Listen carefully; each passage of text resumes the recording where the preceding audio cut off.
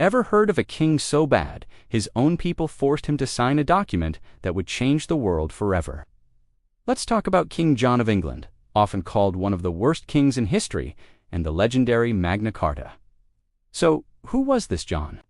He was the youngest son of the famous Henry II and Eleanor of Aquitaine. His older brother was Richard the Lionheart. While Richard was off on crusades, John was back home, stirring up trouble. When he finally became king in 1199, things went from bad to worse. He lost vast territories in France, earning him the nickname John Softsword. He argued with the Pope, leading to England being banned from church services for years. And his favorite hobby, imposing ridiculously high taxes on his barons to fund his failed wars. The barons were fed up. They weren't just angry, they were organized.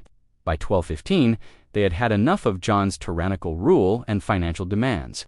They captured London and cornered the king. They didn't want to overthrow him, they wanted to limit his power. They wanted to ensure that even the king was not above the law.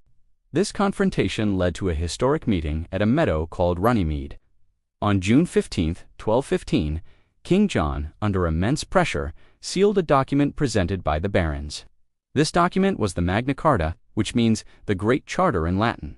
It wasn't a grand declaration of rights for everyone at first. It was mostly about protecting the rights and privileges of the powerful barons. It included clauses about protecting church rights, preventing illegal imprisonment, and limiting taxes. But here's the magic of the Magna Carta.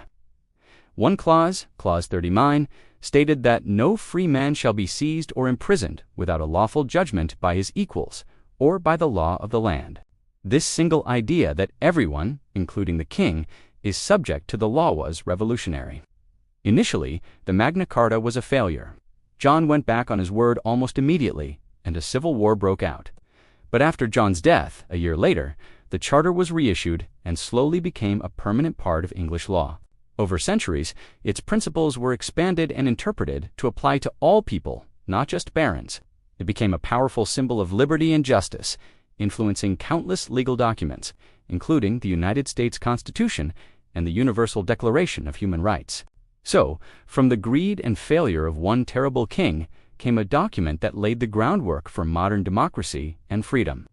It's a powerful reminder that sometimes the greatest progress can arise from the biggest struggles.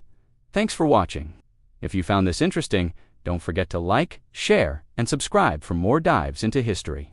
See you next time.